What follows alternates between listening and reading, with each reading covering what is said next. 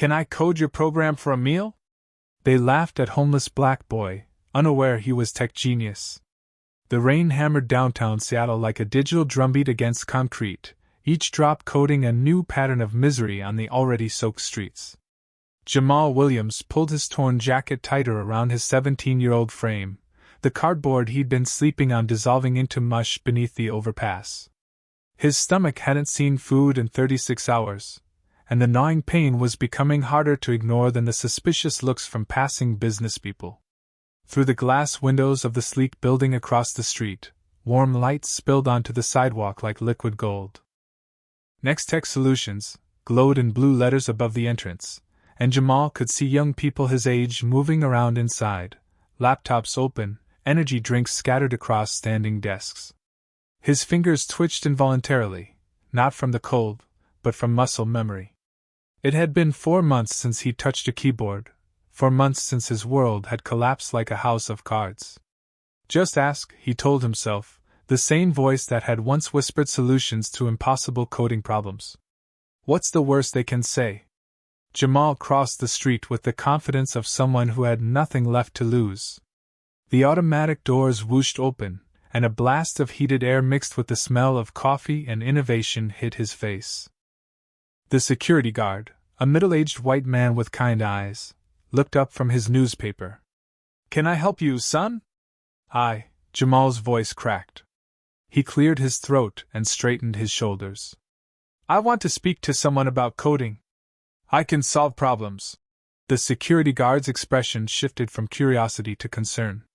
"Are you okay? You look like you need." "I need work," Jamal interrupted, then softened his tone. "Please. I'm not here to cause trouble. I just need a chance." Before the guard could respond, a group of young employees burst through the elevator doors, their laughter echoing through the marble lobby. 3 guys and 2 girls, all probably fresh out of college, all carrying the casual arrogance of people who never wondered where their next meal would come from.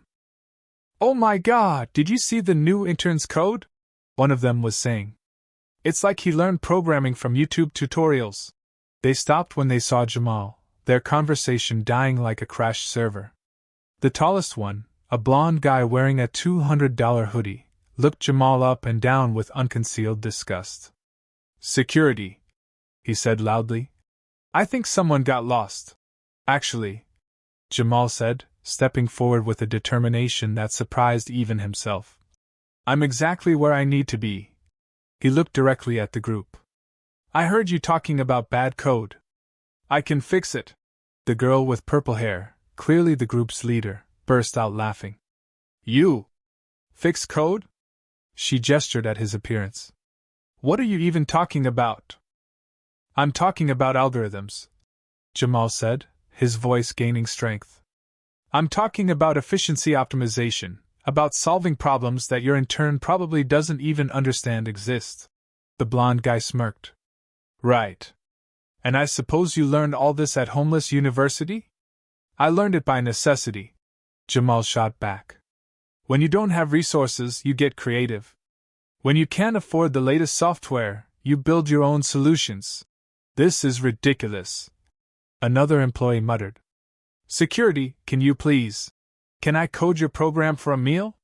Jamal interrupted, his words cutting through their dismissal like a blade through silk. The question hung in the air, simple yet profound. The laughter started again, harder this time, cruel and echoing off the polished walls. "Did he just say for a meal?" the purple-haired girl wheezed. "Oh my God, this is perfect. Wait until I post this on our Slack channel." But Jamal wasn't listening to their laughter anymore. His eyes had found something else, a janitor mopping near the far wall, an older black man who'd stopped working and was watching the scene unfold. Their eyes met across the lobby, and Jamal saw something unexpected, recognition. Not of his face, but of his situation. The janitor's gaze then shifted, studying Jamal more carefully. The janitor noticed things others missed, like how Jamal's eyes automatically tracked the building's layout, cataloging security cameras, exit routes, and network junction boxes. How his fingers moved in subtle typing motions when he spoke about code. How he stood with the posture of someone used to command, despite his current circumstances. "Come on, guys," the blonde employee said, wiping tears from his eyes. "We're going to be late for the sprint planning meeting. This was fun, though. Thanks for the entertainment, buddy." As the group headed toward the elevators, still chuckling, Jamal felt heat rise in his cheeks. But it wasn't shame, it was fuel. The same fire that had driven him to teach himself 6 programming languages before his 15th birthday, the same determination that had once made him the youngest participant in a national coding competition. "Don't mind them," the security guard said quietly. "They're young. They don't know better." "Actually," came a voice from behind them. "Some of us do." Everyone turned. A woman in her late 30s stood near the elevator bank, tall, black, wearing a sharp business suit that commanded respect. Her hair was pulled back in a perfect bun, and her eyes held the kind of intelligence that missed nothing. She must have witnessed the entire exchange. "Ms. Washington," the security guard said, straightening up. "I was just. You were doing your job, Marcus." "Thank you," she looked at Jamal with calculating eyes. "And you? The young man who can code for a meal. That's an interesting proposition." Jamal's heart hammered against his ribs. This woman was different. He could see it in the way she carried herself, in the way the employees had suddenly gone quiet when she appeared. "It wasn't really a proposition," he said carefully. "It was more like a desperate offer." Something flickered across her face. Approval? Curiosity? "Desperation often breeds innovation," she said. "I'm Diana Washington. I run this place." The CEO. Jamal's throat went dry. "What's your name?" "Jamal Williams." "Well, Jamal Williams," Diana Washington said, pressing the elevator button. "I have 45 minutes before my next meeting. You just made me an offer. I'm curious to see if you can back it up." As the elevator doors opened, Jamal caught the janitor's eye one more time. The older man gave him an almost imperceptible nod, part encouragement, part warning. "Be ready," that nod seemed to say. "Your life is about to change." The employees who had mocked him stood frozen, their expressions shifting from amusement to confusion to something that might have been the first stirrings of respect. "Coming?" Diana Washington asked, holding the elevator door open. Jamal stepped forward, leaving the rain and the streets and the last 4 months of hell behind him. As the doors closed, he caught his reflection in the polished steel. He looked terrible, but his eyes burned with the fire of someone who had just been handed a lifeline. He didn't know it yet, but everything he thought he understood about his situation was about to be turned upside down. The elevator ride to the 15th floor felt like ascending through layers of a different universe.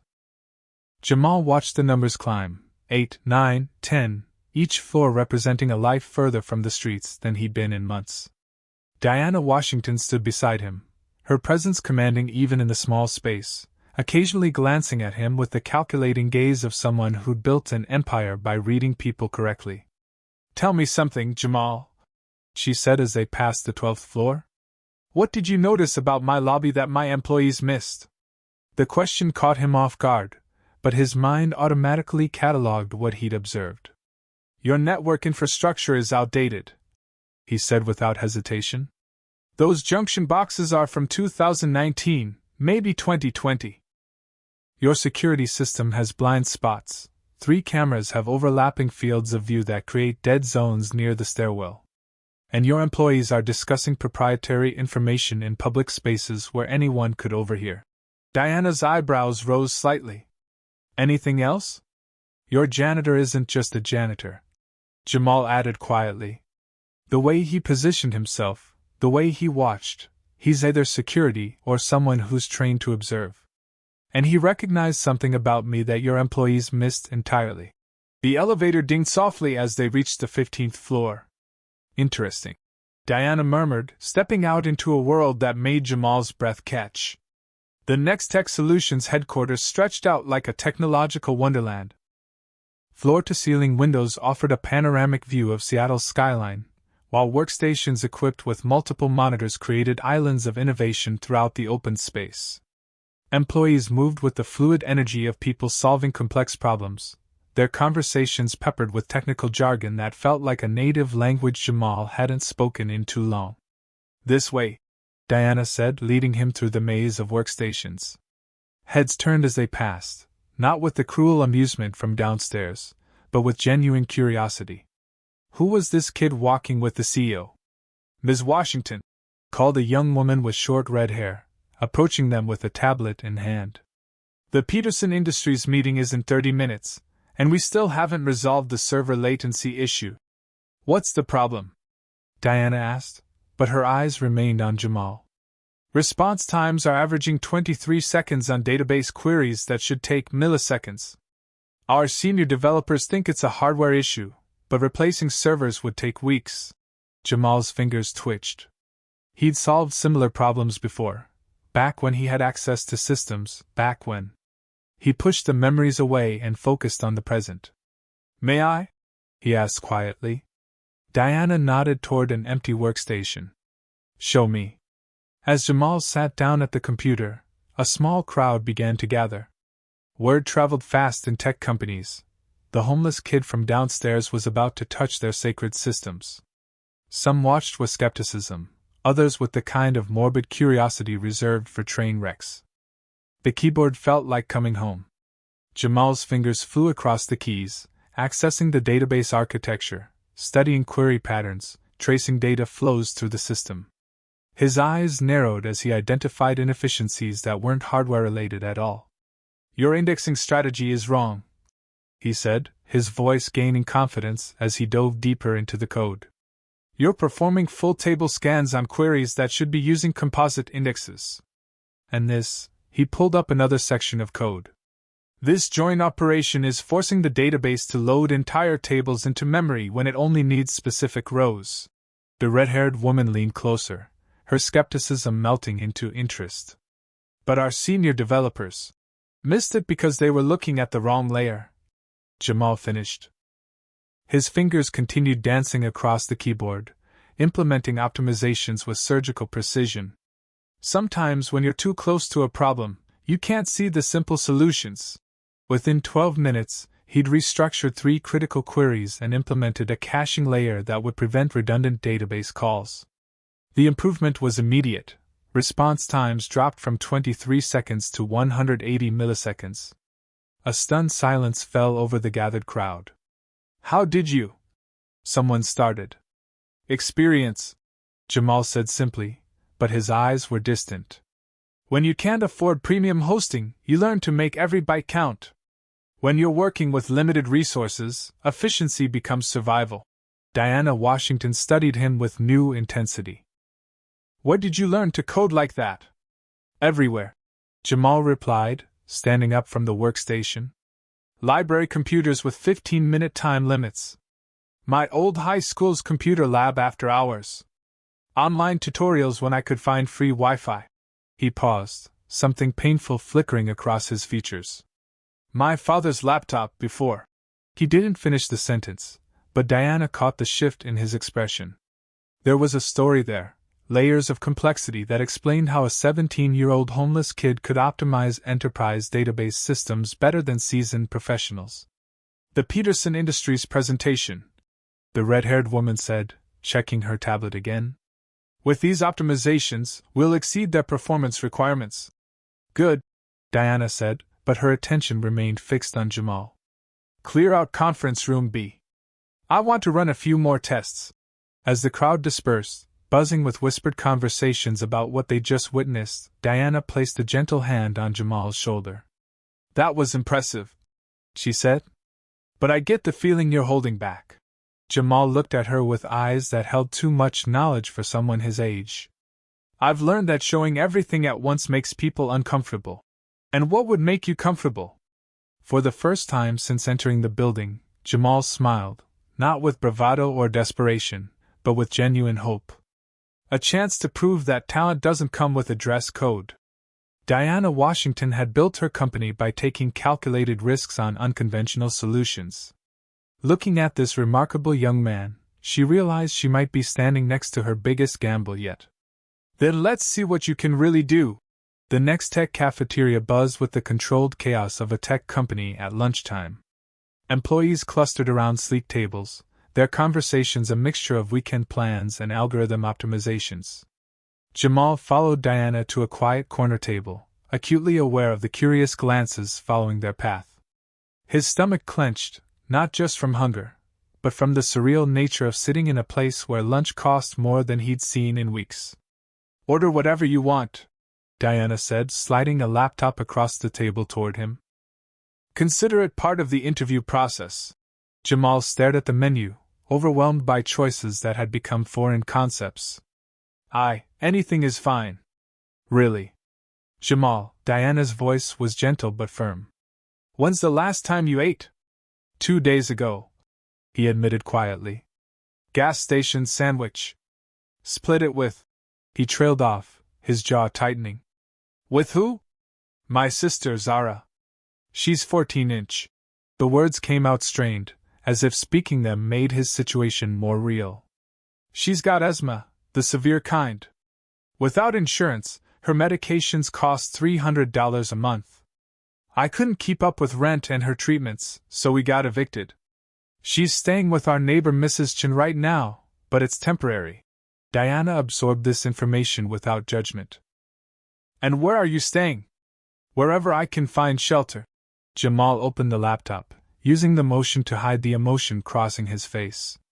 "Mrs. Chen's apartment is barely big enough for her own family. I couldn't ask her to take us both in long term." As if sensing his need to change the subject, Diana gestured to the laptop screen. "Here's your challenge. We're developing a logistics optimization system for a major retail client, think Amazon-level complexity. The algorithm needs to balance delivery routes, driver schedules, fuel costs, and customer priority levels while adapting to real-time traffic data. Our team has been working on it for 3 months." Jamal studied the code, his eyes moving rapidly across the screen. The problem was elegant in its complexity, thousands of variables interacting in ways that could create beautiful efficiency or catastrophic bottlenecks.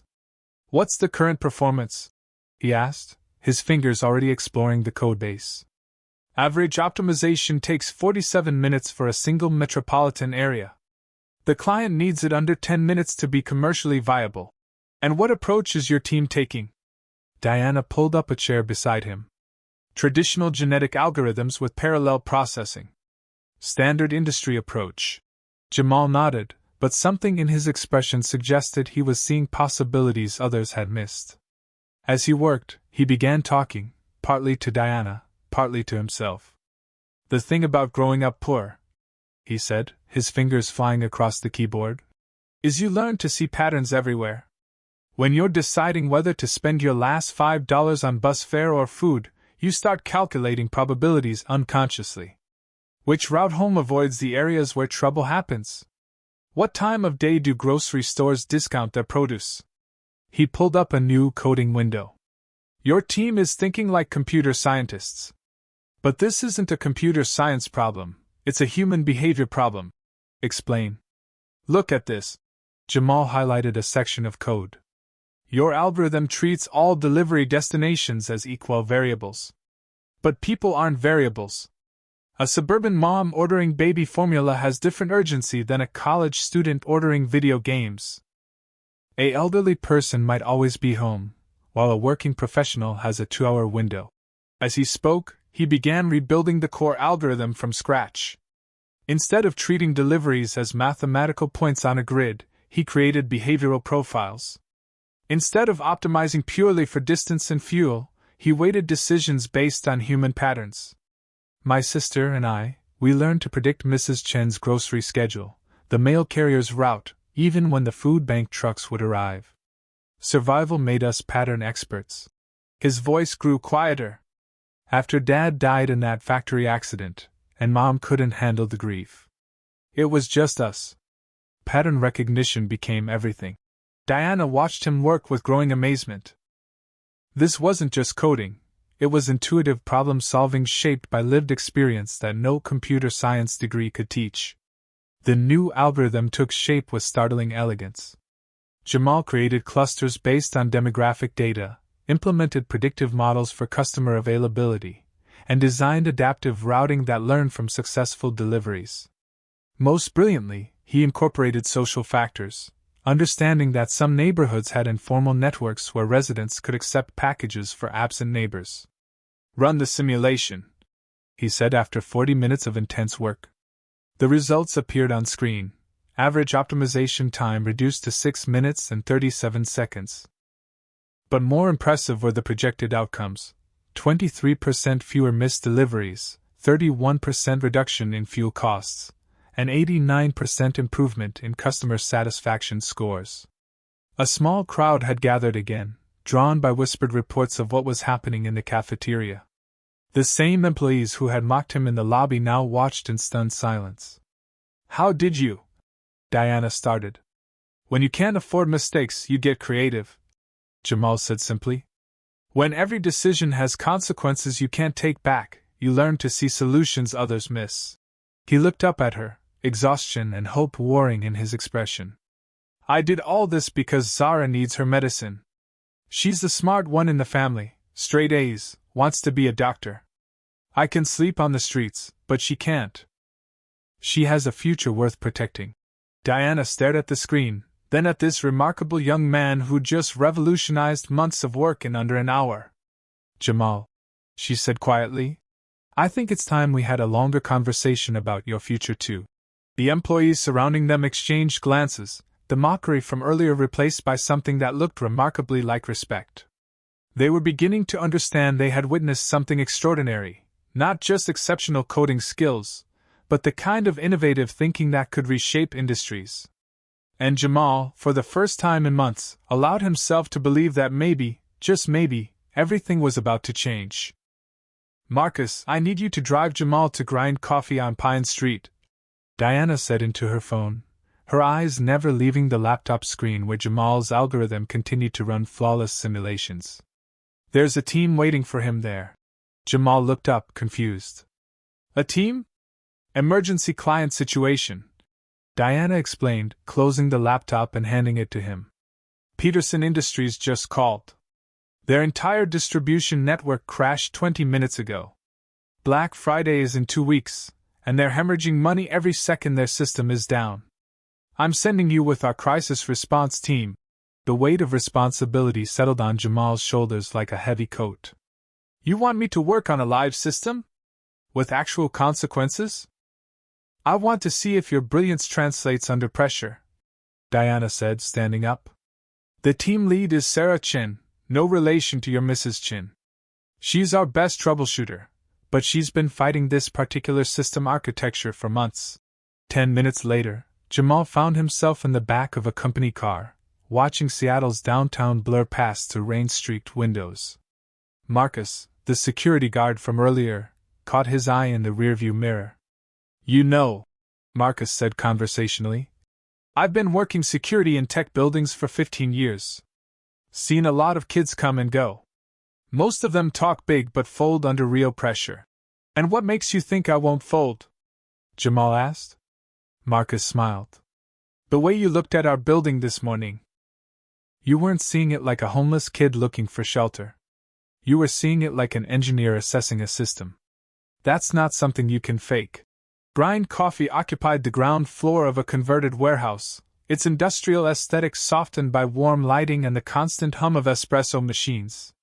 In the back corner, Jamal spotted the next tech team immediately, 4 people hunched over laptops, surrounded by empty coffee cups and the particular tension that comes with mission-critical problems. Sarah Chin looked up as they approached. She was Asian American, probably 30, with the kind of focused intensity that came from years of solving impossible problems. Her team consisted of 2 junior developers and a systems architect who looked like he hadn't slept in days. "You must be Jamal," Sarah said, gesturing to an empty chair. "Diana says you're some kind of optimization wizard. I hope she's right, because we're officially in crisis mode." Jamal sat down, immediately noting how different this environment felt from the polished corporate setting. The coffee shop's ambient noise created a strange kind of focus, and the team's laptops were connected through mobile hotspots and VPN tunnels, a completely different challenge from the stable office network. What's the situation? He asked, pulling up the laptop Diana had given him. Peterson Industries' distribution system handles 2 million packages daily, explained Jake, the system's architect. This morning at 9:47 a.m., their core routing algorithm started producing impossible delivery schedules. Drivers showing up to addresses that don't exist, packages assigned to trucks that were already at capacity, entire routes that would require 36 hours to complete. Jamal studied the error logs, his mind automatically categorizing the chaos. This isn't a bug, he said after several minutes. This is a cascade failure. Something upstream is feeding corrupted data into the system. We thought so too, Sarah said, but we've checked every input source. All the data looks clean. May I? Jamal gestured towards Sarah's laptop, which was connected to the client's main servers. As his fingers moved across the keyboard, Jamal felt the familiar rush of diving into a complex system. But this wasn't the controlled environment of the office. This was live, with millions of dollars hanging in the balance, and real trucks sitting idle in warehouses across the country. There, he said after 20 minutes of deep analysis. Your data isn't corrupted when it enters the system. It's getting corrupted during processing. That's impossible, Jake protested. We've run diagnostics on every server. Not the servers, Jamal said, his voice gaining confidence. The network latency between your data centers. You're running a distributed system, but your synchronization protocol assumes consistent connection speeds. When latency spikes, like it did this morning during peak internet usage, the system tries to compensate by reordering operations. He pulled up a visualization showing data packets flowing between servers. See this? Your East Coast data center is getting information 3 seconds before your West Coast center. Normally that's invisible, but when you're processing routing decisions for time-sensitive deliveries, that tiny delay creates impossibilities. A package can't be in Portland and Los Angeles at the same time. Sarah leaned closer, studying his analysis. So the algorithm is optimizing based on incomplete information. Exactly. And every decision it makes based on partial data creates more inconsistencies downstream. The solution came together over the next hour, with Jamal orchestrating the team's efforts like a conductor leading an orchestra. He designed buffer systems to account for network latency, implemented data validation checkpoints, and created rollback procedures for when inconsistencies were detected. But the real breakthrough came from his understanding of human patterns again. Your system treats all delivery windows as equal, he explained while coding furiously. But real drivers know that morning deliveries to business districts are more flexible than afternoon deliveries to residential areas. When the system glitches, drivers should have the autonomy to make logical adjustments. By 4 p.m., Peterson Industries' distribution network was not only operational but running more efficiently than it had in months. The crisis response had become an unexpected system upgrade. Unbelievable, breathed Jake, staring at the performance metrics. How did you see what we missed? Jamal looked around the coffee shop, at the baristas managing complex drink orders, at the customers adapting to Wi-Fi dead zones, at the small systems that somehow worked despite their imperfections. Sometimes, he said quietly, the best solutions come from understanding that perfect systems don't exist. They just need to be resilient enough to handle reality. Sarah Chin closed her laptop with a look of profound respect. Diana's going to want to hear about this immediately. As they packed up their equipment, Jamal felt something he hadn't experienced in months: the satisfaction of belonging somewhere, of contributing something valuable to the world. He didn't know that across town, Diana Washington was already making phone calls that would change his life forever. The ride to Jamal's neighborhood felt like traveling through different worlds. As Marcus navigated the company car through increasingly worn streets, Diana watched the cityscape transform from gleaming tech corridors to faded storefronts and apartment buildings that had seen better decades. She'd grown up not far from here, but success had a way of creating distance from your origins. Take a left here, Jamal said quietly, pointing toward a narrow street lined with aging apartment complexes. It's the blue building, third from the corner. Diana had insisted on this visit after Sarah Chen's glowing report about the Peterson Industries crisis. I need to understand your situation completely, she told Jamal. If we're going to move forward, I need to know what we're working with. The Chen family's apartment building looked like it had been constructed in the 1970s and maintained with hope rather than capital. Paint peeled from window frames, and the small front yard was more dirt than grass. But the windows were clean, and someone had planted flowers and old coffee cans along the walkway. Mrs. Chen answered the door before they could knock, a small woman in her 60s with kind eyes and hands stained with flour. Behind her, Diana caught a glimpse of a cramped but immaculately clean living space. Jamal! Mrs. Chen exclaimed, pulling him into a fierce hug. You look terrible. Have you been eating? I'm fine, Mrs. Chen. This is Diana Washington. She's been helping me today. Mrs. Chen studied Diana with the shrewd gaze of someone who navigated decades of bureaucracy and disappointment. Ms. Washington, please come in. Zara will be so happy to see her brother. The apartment was smaller than Diana's walk-in closet, but it radiated warmth. Family photos covered every surface, and the smell of homemade soup filled the air. Two young boys, Mrs. Chen's grandsons, looked up from homework spread across a folding table that served as both desk and dining surface. Zara's in the back room, Mrs. Chen said. She's been worried sick about you.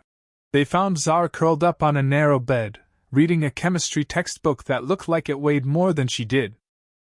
At 14, she was all angles and determination, with Jamal's intelligent eyes and an inhaler never far from reach. When she saw her brother, her face lit up despite her obvious fatigue. Jamal!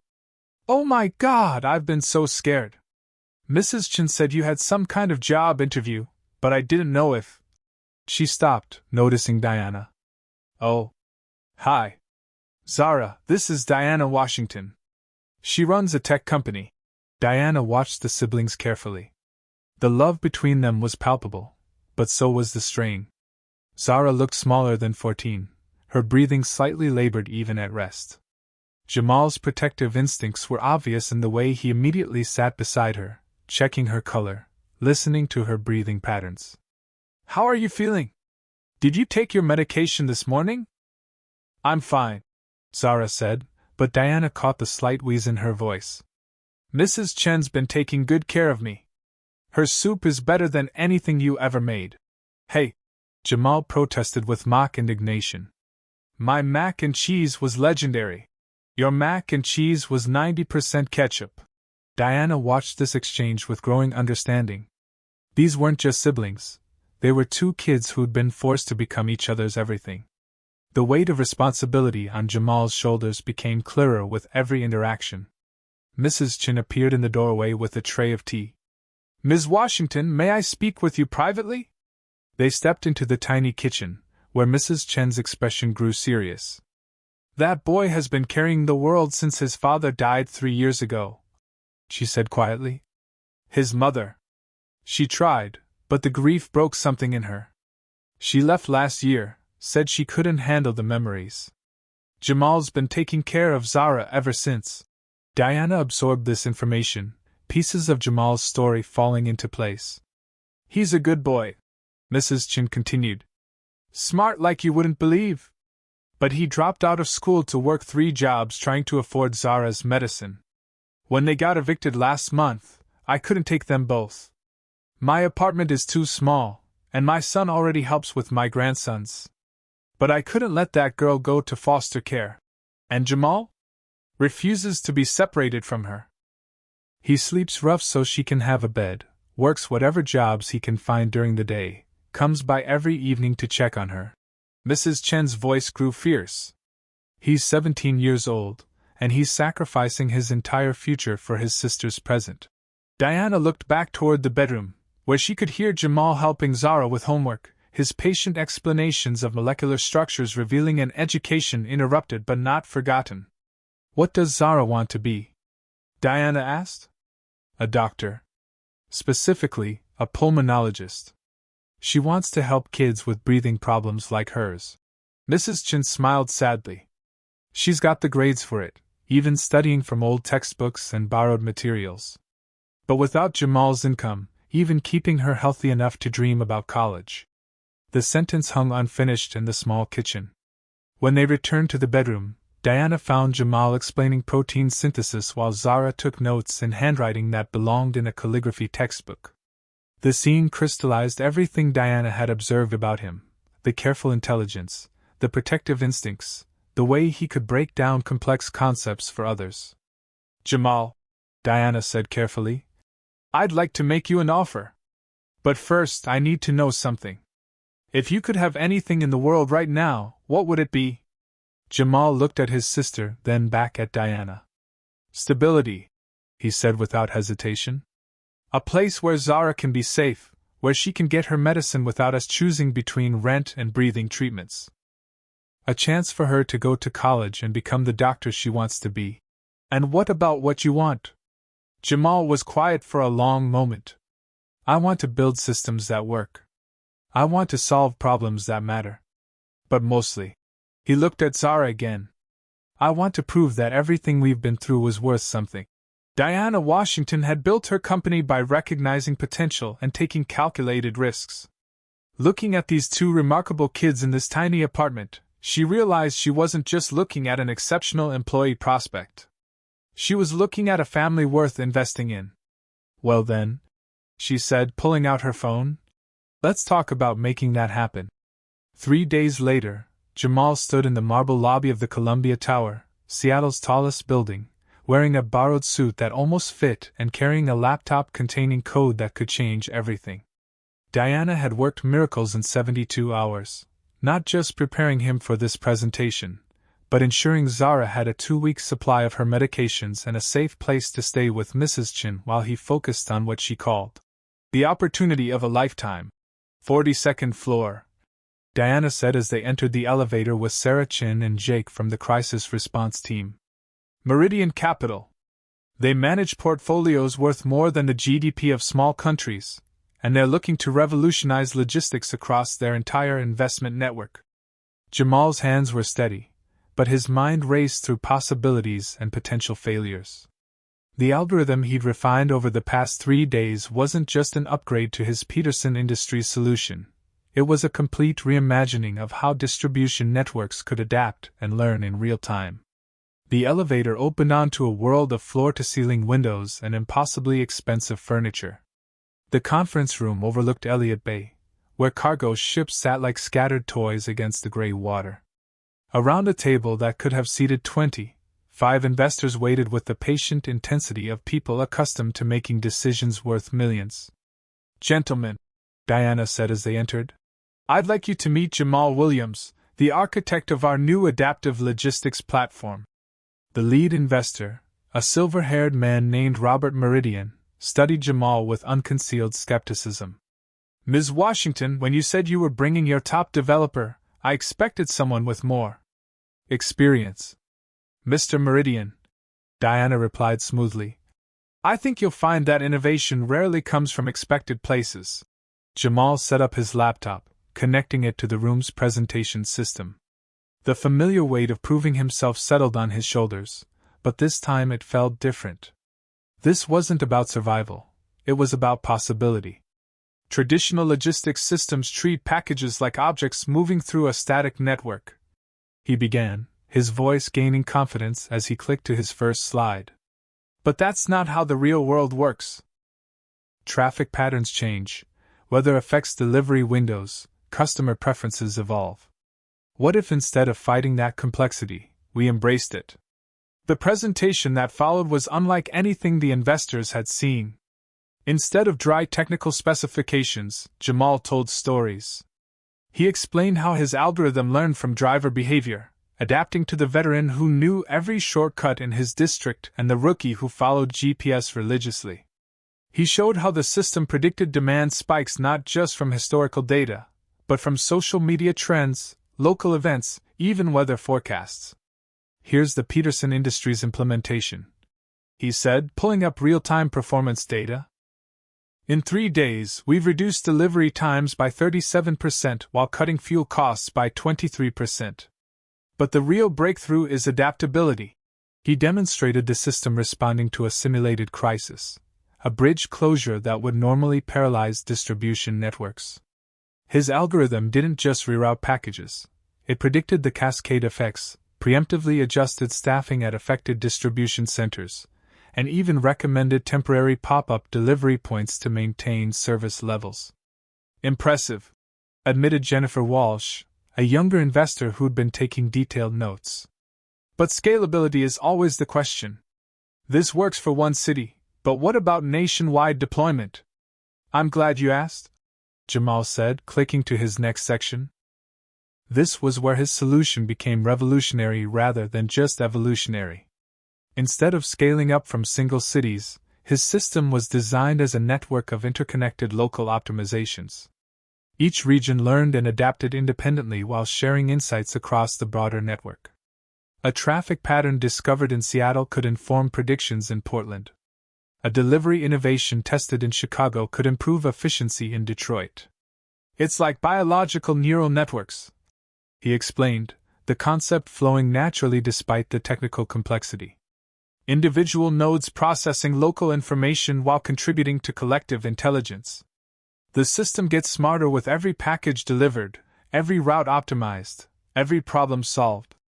The room had grown quiet, the kind of focused silence that came when smart people recognized something truly innovative. Robert Meridian leaned forward. You're talking about artificial intelligence that learns from human behavior patterns.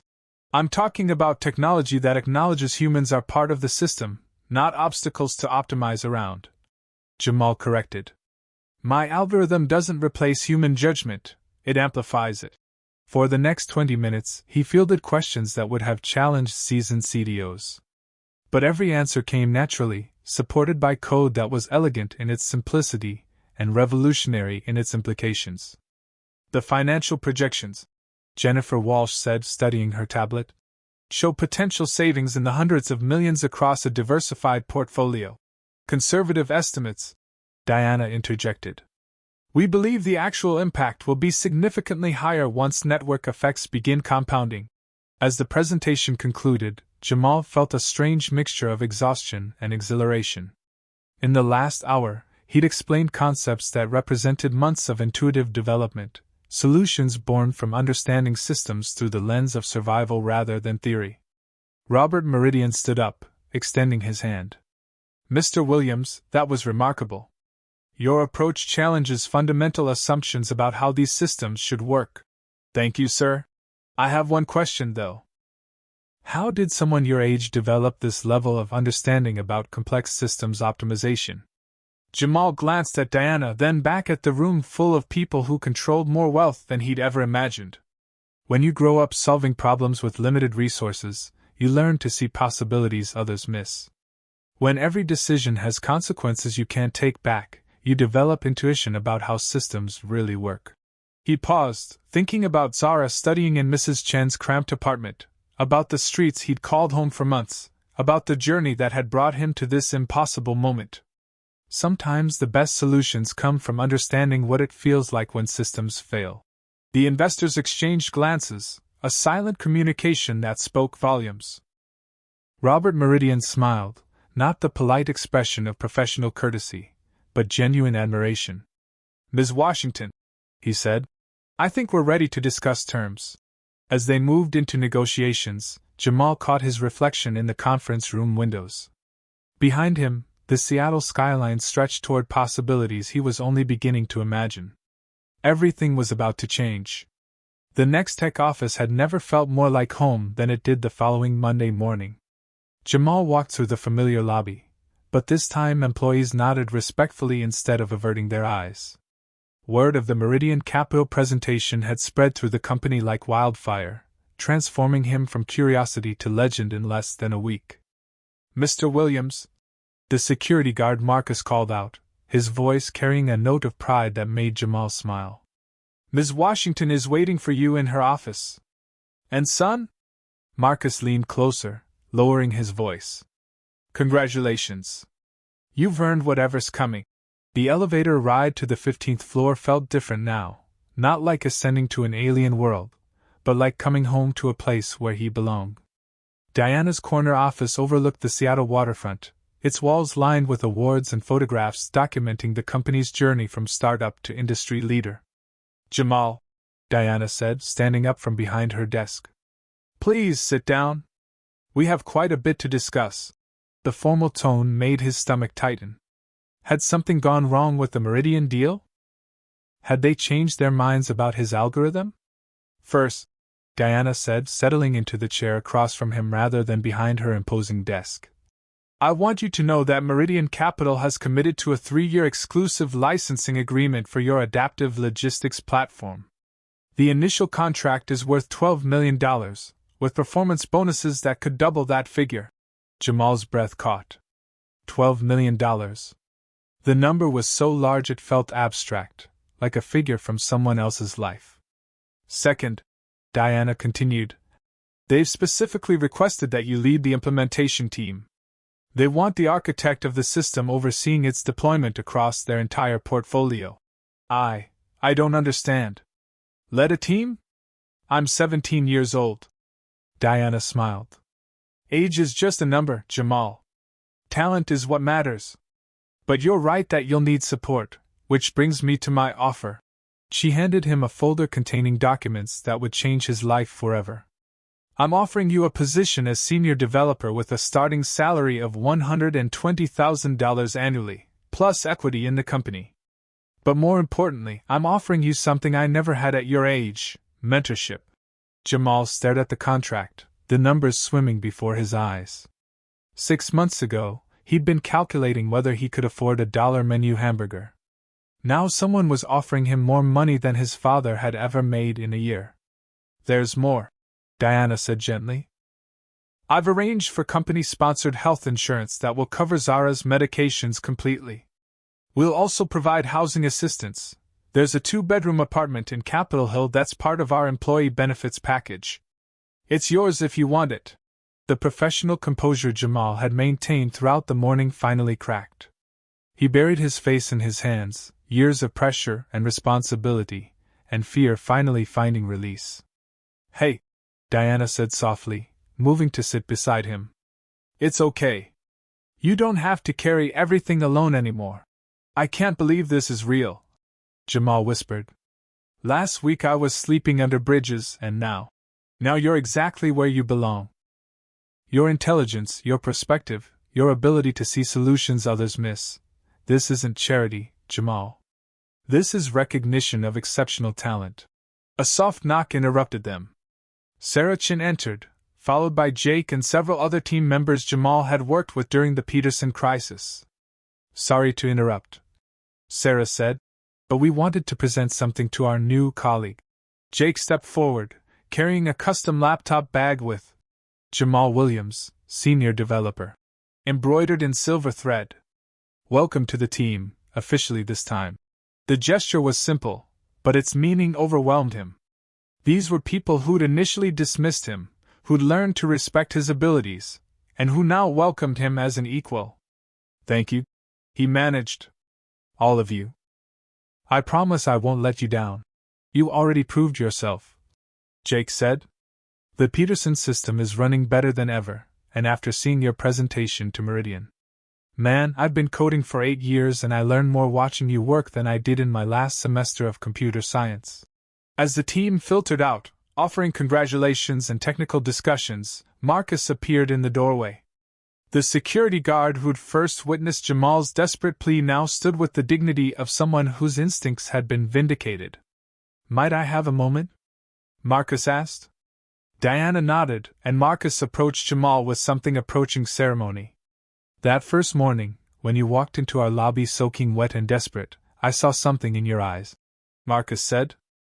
"My grandfather used to tell me that you can measure a person's character not by how they act when life is good, but by how they respond when everything falls apart."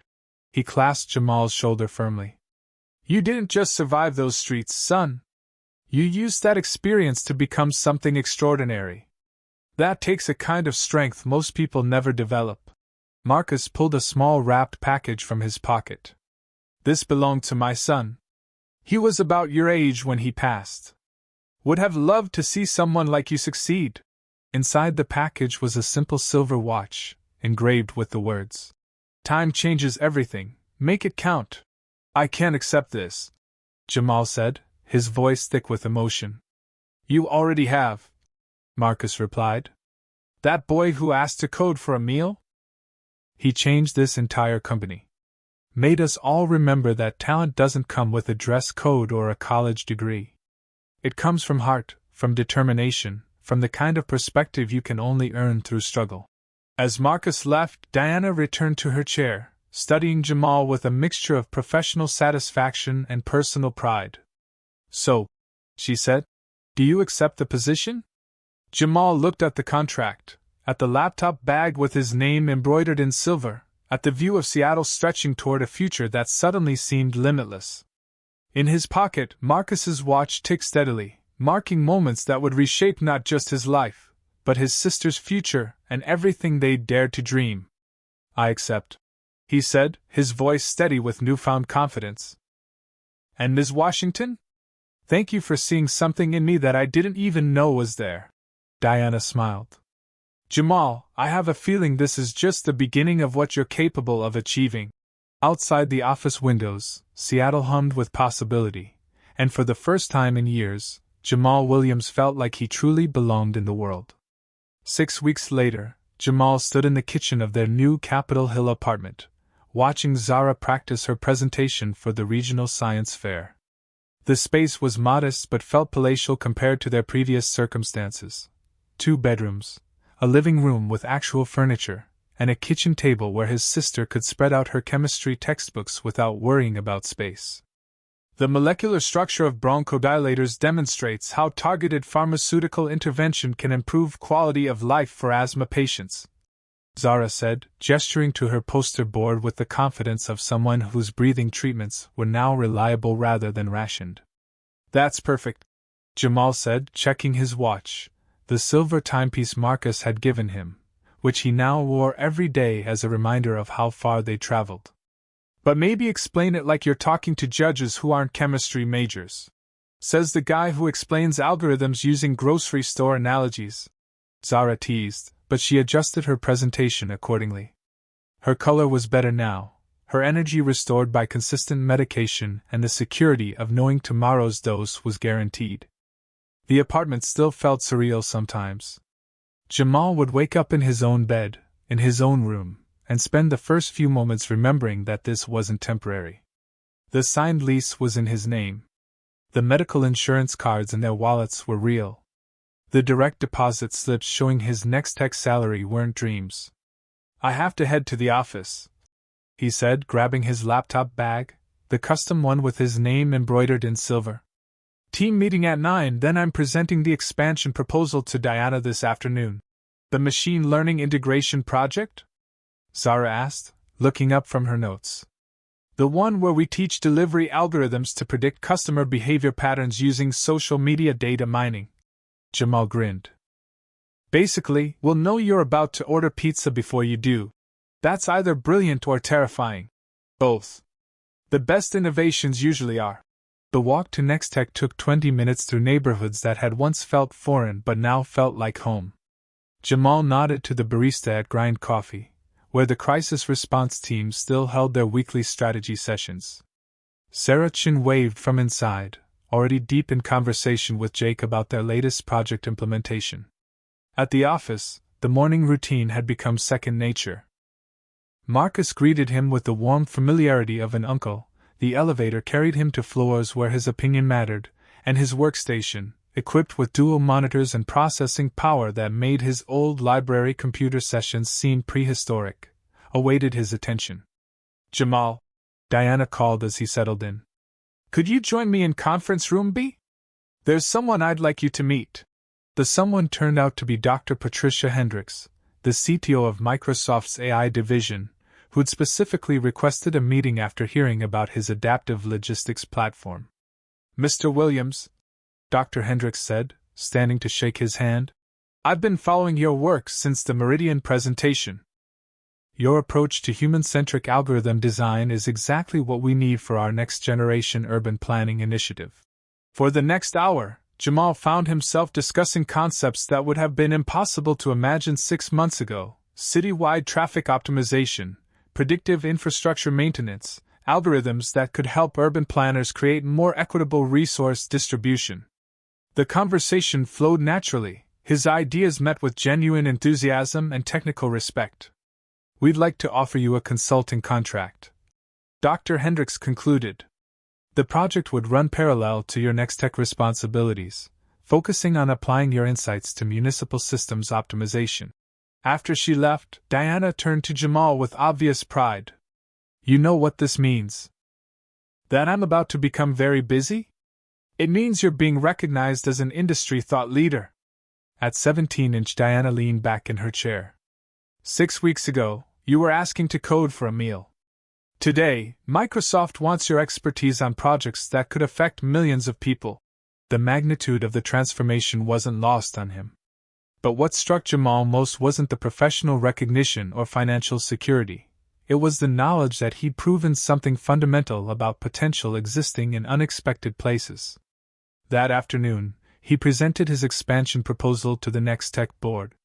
The machine learning integration would require hiring 3 additional developers and partnering with university research programs. The projected impact included not just improved delivery efficiency, but algorithms that could adapt to cultural preferences, language patterns, and community-specific logistics challenges. Approved unanimously, Diana announced after the board vote. "And Jamal? The board wants you to lead the research team." Leading a team. 6 months ago, he'd been responsible only for his sister's survival. Now he was being entrusted with projects that could reshape how entire industries operated. That evening, he returned home to find Zara at the kitchen table, but instead of studying, she was coding. Her laptop, a gift from Diana when she learned about Zara's programming interest, displayed elegant Python functions that solved mathematical problems with surprising sophistication. "What are you working on?" Jamal asked. "A program that calculates optimal medication timing based on activity levels and environmental factors," Zara said proudly. "I figure if you can optimize package delivery, I can optimize personal health management." Jamal stared at his sister's code, recognizing the same intuitive problem-solving approach that had carried him from the streets to boardrooms. The Williams family gift for seeing patterns and solutions wasn't limited to him. "Zara," he said quietly, "that's brilliant. I learned from the best." She smiled. "Plus, Mrs. Chen's grandson Kevin taught me about databases. Did you know she used to be a software engineer before she had kids?" The revelation didn't surprise him anymore. Talent existed everywhere, waiting for opportunity and recognition. His journey had proven that potential could emerge from any circumstance, given the right support and chance to flourish. As Zara returned to her coding and Jamal began planning his research team's first project, he realized they'd achieved something more valuable than financial security or professional success. They'd created a foundation for futures that honored both their struggles and their dreams. Outside their apartment windows, Seattle glittered with the lights of innovation and possibility. Somewhere in the city, other young minds were solving problems with creativity born from necessity, waiting for their own moments of recognition. The story that had begun with a desperate question, "Can I code your program for a meal?" had evolved into something far more profound, proof that brilliance doesn't require privilege, and that the most transformative solutions often come from those who understand what it means when systems fail. Jamal Williams had found his place in the world, and in doing so, had helped create space for others to find theirs.